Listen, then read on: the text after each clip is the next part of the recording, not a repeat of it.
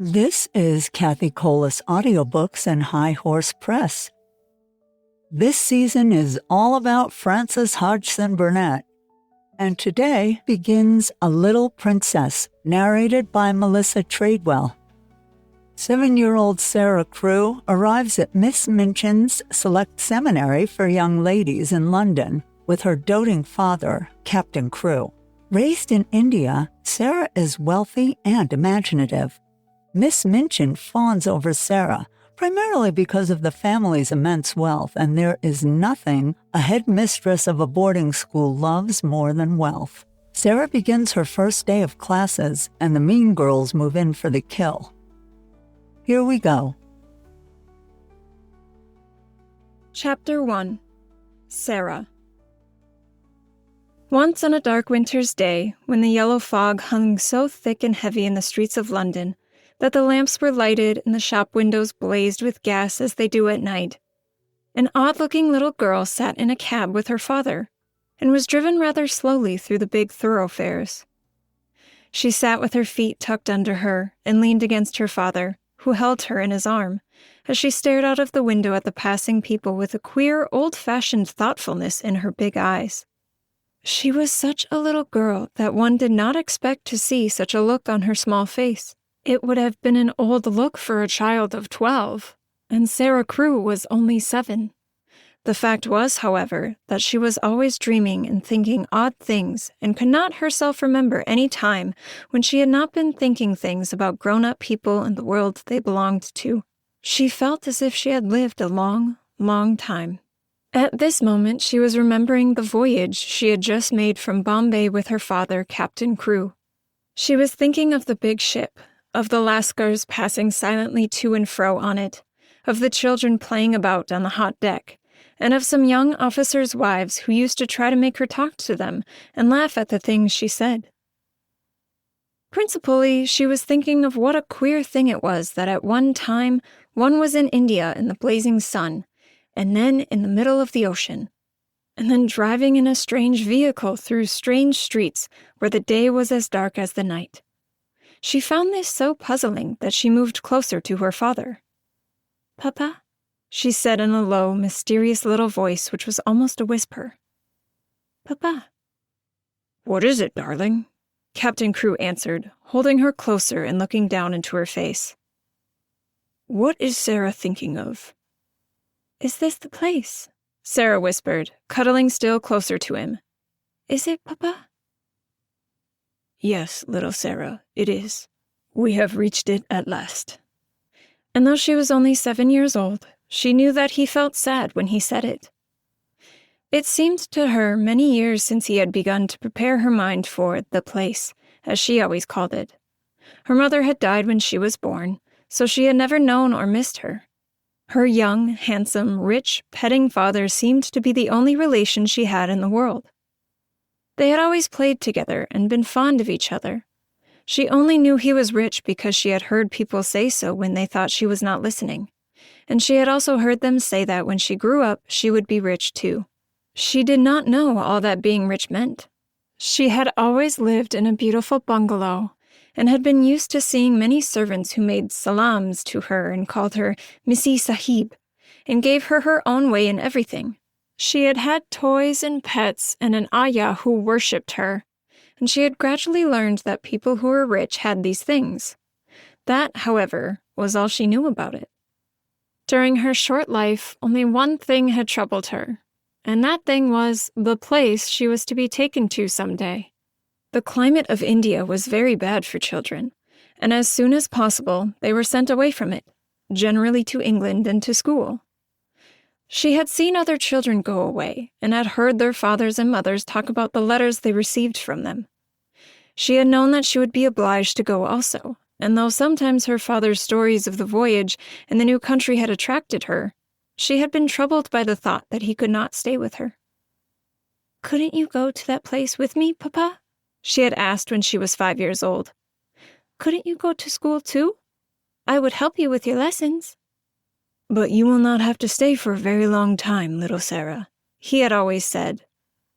"You will go to a nice house where there will be a lot of little girls, and you will play together, and I will send you plenty of books, and you will grow so fast that it will seem scarcely a year before you are big enough and clever enough to come back and take care of Papa." She had liked to think of that, to keep the house for her father, to ride with him, and sit at the head of his table when he had dinner parties, to talk to him and read his books. That would be what she would like most in the world. And if one must go away to the place in England to attain it, she must make up her mind to go.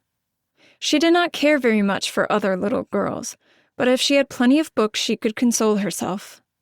She liked books more than anything else, and was, in fact, always inventing stories of beautiful things and telling them to herself. Sometimes she had told them to her father, and he had liked them as much as she did. "Well, Papa," she said softly, "if we are here, I suppose we must be resigned." He laughed at her old-fashioned speech and kissed her. He was really not at all resigned himself, though he knew he must keep that a secret. His quaint little Sara had been a great companion to him, and he felt he should be a lonely fellow when, on his return to India, he went into his bungalow knowing he need not expect to see the small figure in its white frock come forward to meet him. So he held her very closely in his arm as the cab rolled into the big, dull square in which stood the house which was their destination.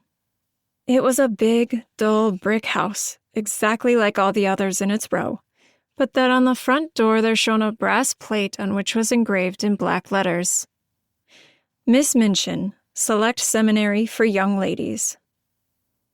"Here we are, Sara," said Captain Crewe, making his voice sound as cheerful as possible. Then he lifted her out of the cab, and they mounted the steps and rang the bell. Sara often thought afterward that the house was somehow exactly like Miss Minchin. It was respectable and well furnished, but everything in it was ugly, and the very armchairs seemed to have hard bones in them. In the hall, everything was hard and polished. Even the red cheeks of the moon face on the tall clock in the corner had a severe varnished look. The drawing room into which they were ushered was covered by a carpet with a square pattern upon it. The chairs were square, and a heavy marble timepiece stood upon the heavy marble mantel. As she sat down in one of the stiff mahogany chairs, Sara cast one of her quick looks about her. "I don't like it, Papa," she said. "But then I dare say soldiers, even brave ones, don't really like going into battle." Captain Crewe laughed outright at this. He was young and full of fun, and he never tired of hearing Sara's queer speeches. "Oh, little Sara," he said, "what shall I do when I have no one to say solemn things to me? No one else is quite as solemn as you are." "But why do solemn things make you laugh so?" inquired Sara.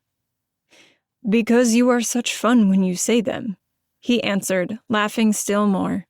And then suddenly he swept her into his arms and kissed her very hard, stopping laughing all at once and looking almost as if tears had come into his eyes. It was just then that Miss Minchin entered the room. She was very like her house, Sara felt, tall and dull and respectable and ugly. She had large, cold, fishy eyes and a large, cold, fishy smile.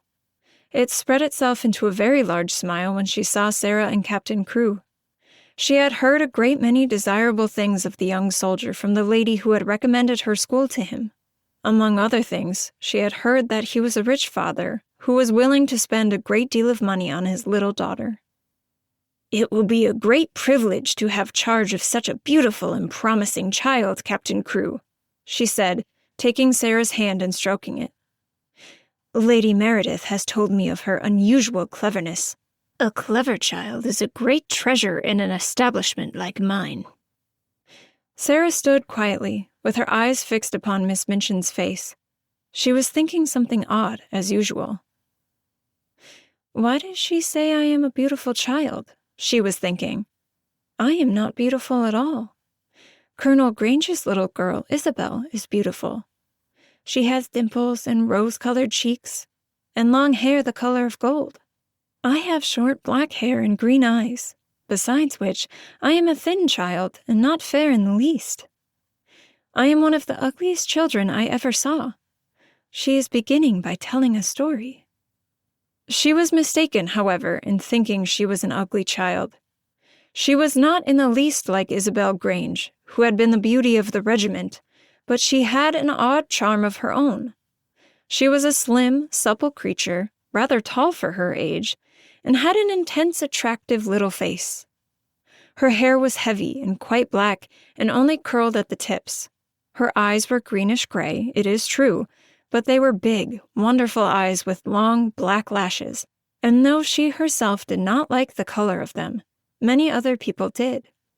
Still, she was very firm in her belief that she was an ugly little girl, and she was not at all elated by Miss Minchin's flattery. I should be telling a story if I said she was beautiful, she thought. And I should know I was telling a story. I believe I am as ugly as she is, in my way. What did she say that for? After she had known Miss Minchin longer, she learned why she had said it. She discovered that she said the same thing to each papa and mamma who brought a child to her school. Sara stood near her father and listened while he and Miss Minchin talked. She had been brought to the seminary because Lady Meredith's 2 little girls had been educated there, and Captain Crewe had a great respect for Lady Meredith's experience. Sara was to be what was known as a parlor boarder, and she was to enjoy even greater privileges than parlor boarders usually did. She was to have a pretty bedroom and sitting room of her own. She was to have a pony and a carriage, and a maid to take the place of the ayah who had been her nurse in India. I am not in the least anxious about her education, Captain Crewe said with his gay laugh, as he held Sara's hand and patted it. The difficulty will be to keep her from learning too fast and too much. She is always sitting with her little nose burrowing into books. She doesn't read them, Miss Minchin. She gobbles them up as if she were a little wolf instead of a little girl. She is always starving for new books to gobble, and she wants grown-up books, great, big, fat ones, French and German as well as English, history and biography and poets, and all sorts of things. Drag her away from her books when she reads too much. Make her ride her pony in the Row, or go out and buy a new doll. She ought to play with more dolls. Papa, said Sara, you see, if I went out and bought a new doll every few days, I should have more than I could be fond of. Dolls ought to be intimate friends. Emily is going to be my intimate friend. Captain Crewe looked at Miss Minchin, and Miss Minchin looked at Captain Crewe. Who is Emily? She inquired. Tell her, Sara, Captain Crewe said, smiling. Sara's green-gray eyes looked very solemn and quite soft as she answered. She is a doll I haven't got yet, she said. She is a doll Papa is going to buy for me. We are going out together to find her. I have called her Emily. She is going to be my friend when Papa is gone. I want her to talk to about him. Miss Minchin's large fishy smile became very flattering indeed. What an original child, she said. What a darling little creature. Yes, said Captain Crewe, drawing Sara close. She is a darling little creature. Take great care of her for me, Miss Minchin. Sara stayed with her father at his hotel for several days. In fact, she remained with him until he sailed away again to India. They went out and visited many big shops together and bought a great many things. They bought, indeed, a great many more things than Sara needed. But Captain Crewe was a rash, innocent young man and wanted his little girl to have everything she admired and everything he admired himself. So between them they collected a wardrobe much too grand for a child of 7. There were velvet dresses trimmed with costly furs, and lace dresses and embroidered ones, and hats with great soft ostrich feathers, and ermine coats and muffs, and boxes of tiny gloves and handkerchiefs, and silk stockings in such abundant supplies that the polite young women behind the counters whispered to each other that the odd little girl with the big, solemn eyes must be at least some foreign princess, perhaps the little daughter of an Indian Rajah. And at last they found Emily. But they went to a number of toy shops and looked at a great many dolls before they finally discovered her. I want her to look as if she wasn't a doll, really, Sara said. I want her to look as if she listens when I talk to her. The trouble with dolls, Papa. And she put her head on one side and reflected as she said it. The trouble with dolls is that they never seem to hear. So they looked at big ones and little ones, at dolls with black eyes and dolls with blue, at dolls with brown curls and dolls with golden braids, dolls dressed and dolls undressed.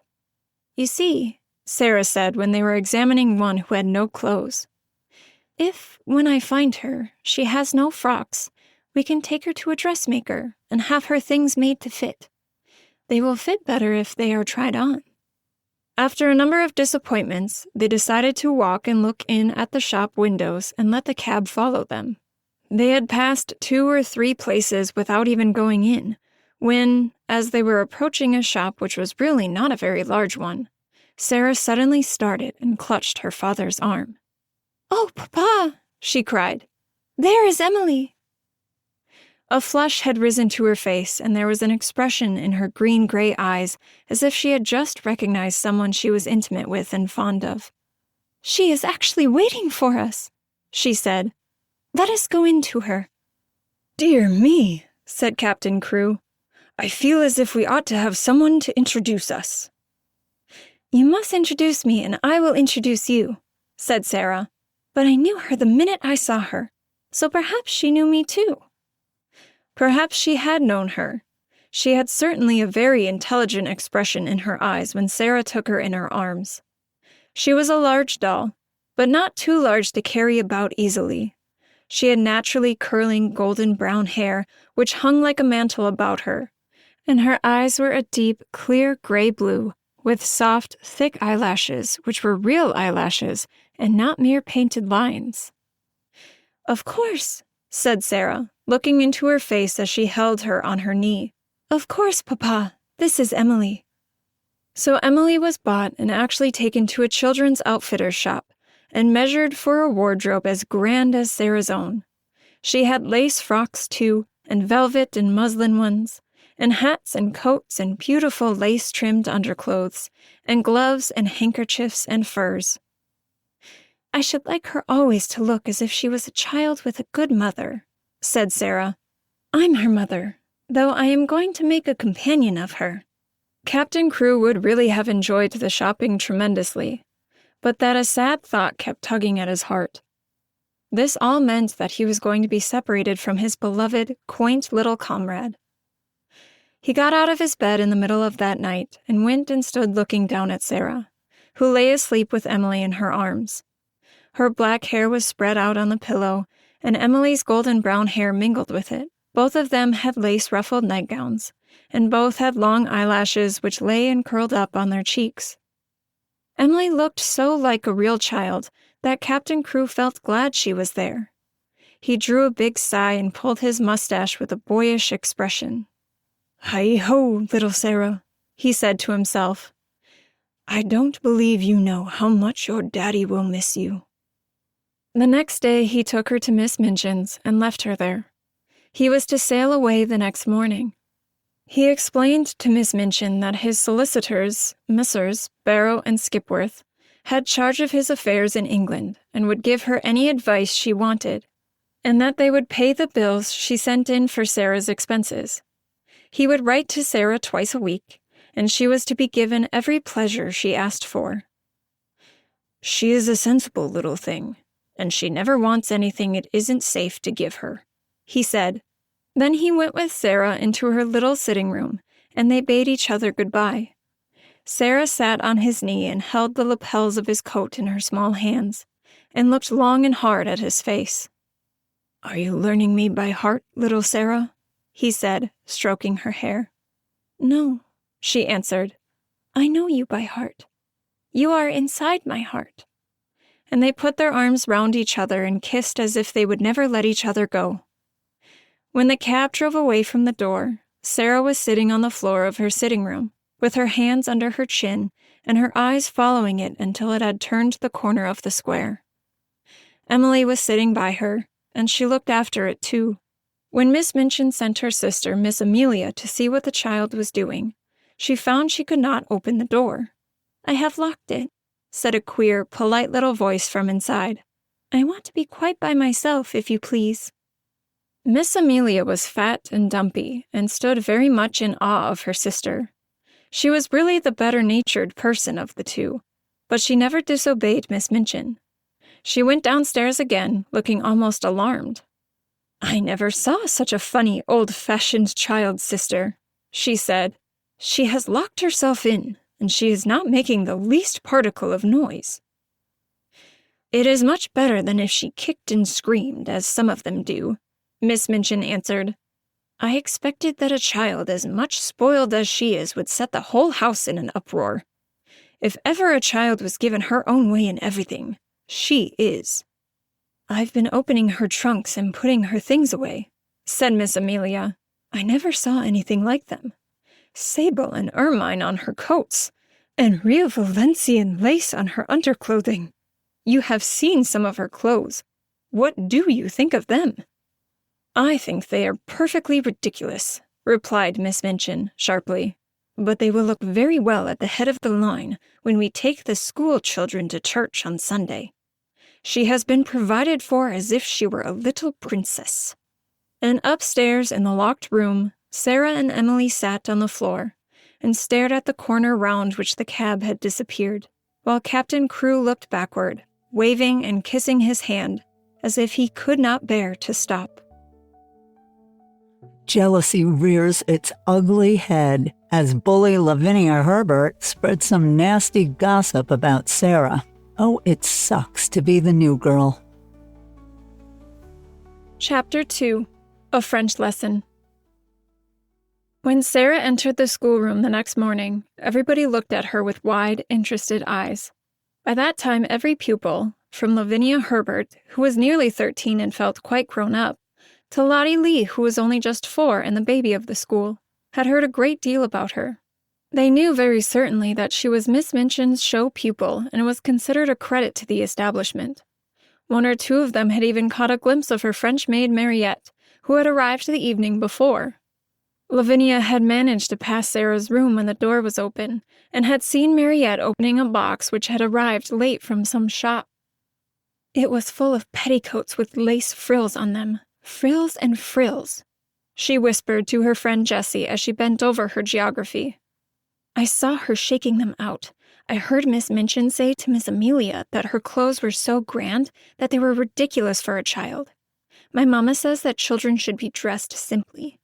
She has got one of those petticoats on now. I saw it when she sat down."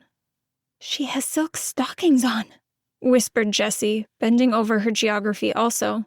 "And what little feet! I never saw such little feet." "Oh," sniffed Lavinia spitefully. "That is the way her slippers are made.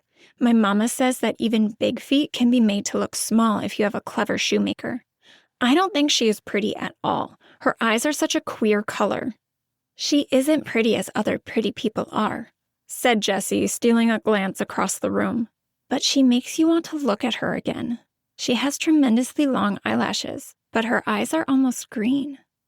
Sara was sitting quietly in her seat, waiting to be told what to do. She had been placed near Miss Minchin's desk. She was not abashed at all by the many pairs of eyes watching her. She was interested and looked back quietly at the children who looked at her.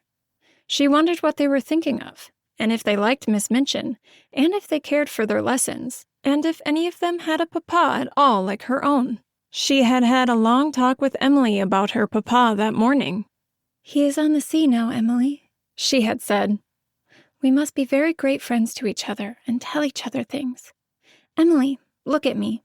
You have the nicest eyes I ever saw, but I wish you could speak." She was a child full of imaginings and whimsical thoughts, and one of her fancies was that there would be a great deal of comfort in even pretending that Emily was alive and really heard and understood.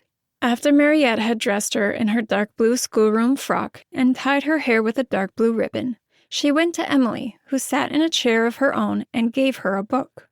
"You can read that while I am downstairs," she said, and seeing Mariette looking at her curiously, she spoke to her with a serious little face. "What I believe about dolls," she said, "is that they can do things they will not let us know about. Perhaps, really, Emily can read and talk and walk, but she will only do it when people are out of the room. That is her secret. You see, if people knew that dolls could do things, they would make them work. So, perhaps, they have promised each other to keep it a secret. If you stay in the room, Emily will just sit there and stare. But if you go out, she will begin to read, perhaps, or go look out of the window. Then if she heard either of us coming, she would just run back and jump into her chair and pretend she had been there all the time. Comme elle est drôle, Mariette said to herself, and when she went downstairs, she told the head housemaid about it. But she had already begun to like this odd little girl who had such an intelligent small face and such perfect manners. She had taken care of children before who were not so polite. Sara was a very fine little person and had a gentle, appreciative way of saying, "If you please, Mariette. Thank you, Mariette," which was very charming. Mariette told the head housemaid that she thanked her as if she was thanking a lady. "Elle a l'air d'une princesse cette petite," she said. Indeed, she was very much pleased with her new little mistress and liked her place greatly.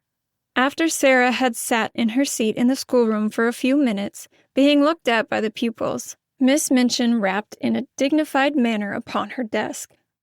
"Young ladies," she said, "I wish to introduce you to your new companion." All the little girls rose in their places, and Sara rose also. "I shall expect you all to be very agreeable to Miss Crewe. She has just come to us from a great distance, in fact, from India. As soon as lessons are over, you must make each other's acquaintance." The pupils bowed ceremoniously, and Sara made a little curtsy, and then they sat down and looked at each other again.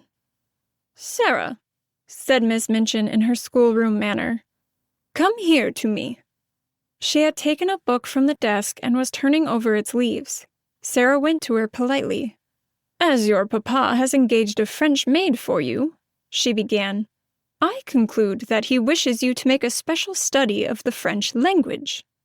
Sara felt a little awkward. "I think he engaged her," she said, "because he thought I would like her, Miss Minchin." "I am afraid," said Miss Minchin with a slightly sour smile, "that you have been a very spoiled little girl and always imagine that things are done because you like them. My impression is that your papa wished you to learn French." If Sara had been older or less punctilious about being quite polite to people, she could have explained herself in a very few words. But, as it was, she felt the flush rising on her cheeks. Miss Minchin was a very severe and imposing person, and she seemed so absolutely sure that Sara knew nothing whatever of French that she felt as if it would be almost rude to correct her. The truth was that Sara could not remember the time when she had not seemed to know French. Her father had often spoken it to her when she had been a baby.